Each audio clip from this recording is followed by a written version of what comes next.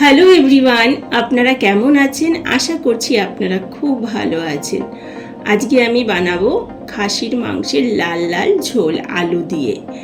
বাঙালির খাসির মাংসে আলু হবে না এইটাতে কিন্তু হয়ই না। আলু ছাড়া খাসির মাংস ভাবাই যায় না। যদি পাতে 2 থেকে 4 পিস দেওয়া হয়, আলু কিন্তু 2 পিস নেওয়াই হবে। তো আমরা যখনই বাঙালিরা খাসির মাংস বানাই বাড়িতে, প্রত্যেকেরাই আমরা কিন্তু একটু আলুটি বেশি করেই দিই।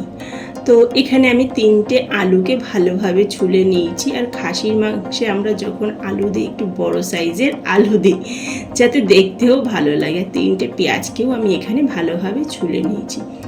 তো আলু আর পেঁয়াজটাকে এখানে আমি ভালোভাবে ধুয়ে নেব। আর আপনারা এই খাসির মাংসের রেসিপিটি যে কোনো দিন বানাতে পারেন। আজকে আমি খুবই সহজে বানাবো, যে কোনো কেউ এটি ইজিলি বাড়িতে বানাতে পারবে। যারা রান্না করতে পারে না তারাও কিন্তু এই রেসিপিটি খুব সহজে বানিয়ে ফেলবে।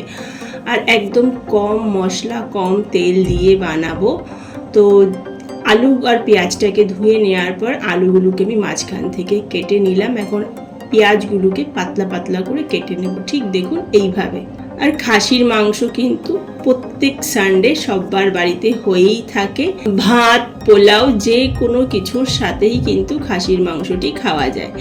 তো আলুগুলো দেখুন এখানে আমি তেলের মধ্যে ছেড়ে দিলাম। তো আলুগুলোকে এখানে অল্প একটু আমি ভেজে নেব, বেশি একদম কিন্তু ডিপ করে ভাজবো না, হালকা একটু কিন্তু আমি ভেজে আলুগুলোকে তুলে নিলাম। আর একটু সর্ষের তেল ঢেলে দিলাম। দেখুন এইটুখানি তেলেই কিন্তু পুরো খাসির মাংসটা আমি রান্না করব।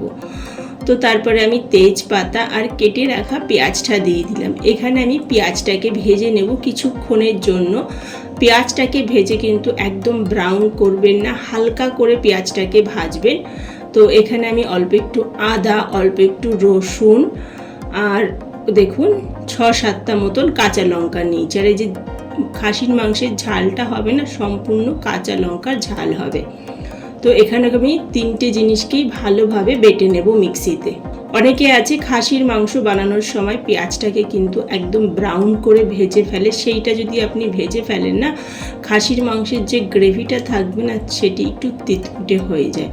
তো পেঁয়াজটাকে আপনাদের এরকমই হালকা পিঙ্ক করে ভেজে নিতে হবে। দেখুন আমি ঠিক যেইভাবে ভেজেছি সেইভাবে ভেজে আদা রসুন কাঁচা লঙ্কা বাটাটা দিয়ে অল্প একটু জল দিয়ে এটাকে এখন কিছুক্ষণের জন্য আমি ভাজবো, যতক্ষণ না আদা রসুনের কাঁচা গন্ধটা চলে যাচ্ছে। তো দেখুন ভালোভাবে আদা রসুনের কাঁচা গন্ধটা চলে গেছে, মশলাটা খুব ভালোভাবে ভাজা ভাজা হয়ে গেছে, মানে পেঁয়াজ আদা রসুন কাঁচা লঙ্কাটা। এর মধ্যে এখন দিয়ে দিচ্ছি মটনটা। আর এখানে আমি 600 গ্রাম মাটন নিয়েছি কিন্তু। এর সাথেই আমি দিয়ে দেব 2টো টমেটো। তো 2টো টমেটোকে আমি একদম বড় বড় করে কেটে নেব, মানে 4টে টুকরো করে নেব, কেননা খাসির মাংস তো বানাতে অনেকটা টাইম লাগেই। তো ততক্ষণে টমেটোটা ভালোভাবে গলে যাবে। তো এখানে আমি দিয়ে দেবো স্বাদ মতন লবণ। ঠিক এই টাইমেই কিন্তু লবণটা দিয়ে দিতে হবে, এতে করে খাসির মাংসের ভেতর অবধি কিন্তু লবণটা খুব ভালোভাবে যাবে। তো এখন আমি ভালোভাবে নাড়াচাড়া করব কিছুক্ষণের জন্য, কমসে কম আধা ঘন্টার জন্য কিন্তু নাড়াচাড়া করবই, যতক্ষণ নাকি মাংস থেকে ভালোভাবে জল ছেড়ে তেল বেরিয়ে আসছে।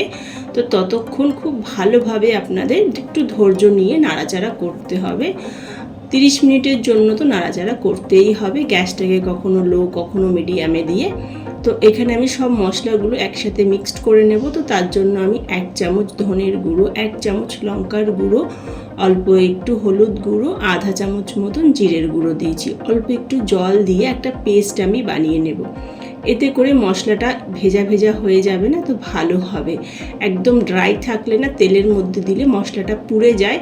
তো আমি মশলার মধ্যে জল দিয়ে মিক্সড করে সাইডে রেখে দিলাম। আর এখানে দেখুন খাসির মাংস থেকে জল ছাড়ার পর কিন্তু তেলটাও ছেড়ে দিয়েছে। সবার ফার্স্টে কিন্তু খাসির মাংস থেকে জলই ছাড়ে, তারপরে কিন্তু এইভাবে তেলটা বেরিয়ে আসবে মাংসটা থেকে। তো এরম যখন মাংসটা থেকে তেল বেরিয়ে আসবে না কিছুক্ষণ পর দেখবেন ঠিক এইভাবে তেলটা বেরিয়ে আসার পর মাংসগুলো দেখুন দেখতে কত সুন্দর লাগছে। যখন এইভাবে ভালোভাবে মাংস থেকে তেল বেরিয়ে আসবে, টমেটোটা ভালোভাবে গলে যাবে, ঠিক এই টাইমে দিয়ে দিতে হবে সমস্ত মশলাগুলো। এই টাইমে যদি ডাইরেক্ট আপনি গুঁড়ো মশলাগুলো দেন না, তাহলে মাংসের মধ্যে ঢুকে যায়, ঠিক ভালোভাবে মশলাটা থেকে তেল বেরিয়ে আসে না। তো এরকম জলের মধ্যে গুলে দেবেন, দেখবেন খুব ভালোভাবে মাংসের মধ্যে কিন্তু মিশে যায়।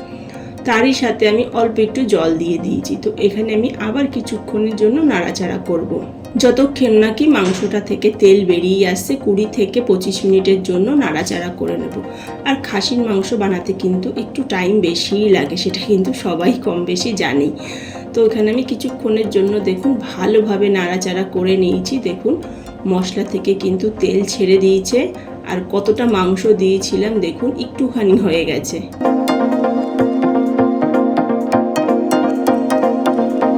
এর মধ্যে এখন আমি আলুগুলোকে দিয়ে দিলাম, ভেজে রাখা আলুগুলো দিয়ে 4 থেকে 5 মিনিটের জন্য আবার একটু নাড়াচাড়া করে নেব।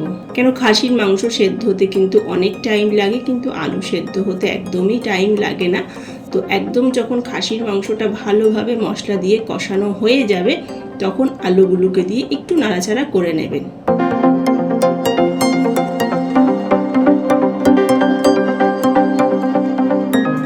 খাসির মাংসটা আমি প্রেসার কুকারের মধ্যে দিয়ে দিলাম। সবার প্রথমে কিন্তু খাসির মাংসগুলো দিলাম, তারপরে কিন্তু ওপর দিয়ে আলুগুলো দিলাম, কেননা আলুটা সেদ্ধ হতে কম টাইম লাগে। আর কড়াইয়ের মধ্যে মশলা লেগেছিল, তো তার জন্য আমি গরম জল ঢেলে দিলাম কড়াইয়ের মধ্যে। আর এই টাইমে কিন্তু গরম জলই দিতে হবে আপনাকে। তো ওই গরম জলটা আমি প্রেসার কুকারের মধ্যে দিয়ে দিলাম। তো 2 গ্লাস মতন আমি গরম জল দিয়েছি। তো প্রেসার কুকারটা আমি আবার রেখে দিলাম গ্যাসের ওপর, গ্যাসটা জ্বালিয়ে। তো 3টে সিটি কমপ্লিট করাবো, তারপর কিন্তু ঢাকনাটা আমি খুলবো। যখন প্রেসার কুকারের সিটিটা একদম শেষ হয়ে যাবে, মানে ভাপটা যখন একদম শেষ হয়ে যাবে, তখন কিন্তু ঢাকনাটা খুলে দেবেন। ঢাকনাটা খুলে আবার গ্যাসটাকে ধরিয়ে দেবেন। তো তারপর আমি দিয়ে দিলাম অল্প একটু গরম মশলা গুঁড়ো, অল্প একটু গোলমরিচের গুঁড়ো দিয়ে একটুখানি আমরা ফোটাবো 1 থেকে 2 মিনিটের জন্য, বেশিক্ষণ কিন্তু নয়। এরমভাবে বানাবেন, খেতে খুবই সুস্বাদু হয়। আর দেখুন খাসির মাংসের আলু দিয়ে লাল লাল ঝোল তৈরি, খেতে দুর্দান্ত হয়। এইভাবে একবার বানিয়ে দেখবেন। এইভাবে বানালে কিন্তু খুব সহজে তৈরিও হয়ে যায়। খাসির মাংসের গ্রেভিটা দেখুন কত সুন্দর।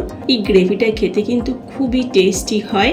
আপনাদের যদি ভিডিওটি পছন্দ হয়ে থাকে, তাহলে ভিডিওটিকে লাইক শেয়ার করে দেবেন, আর চ্যানেলটি সাবস্ক্রাইব করতে কিন্তু ভুলবেন না। Tata, bye bye.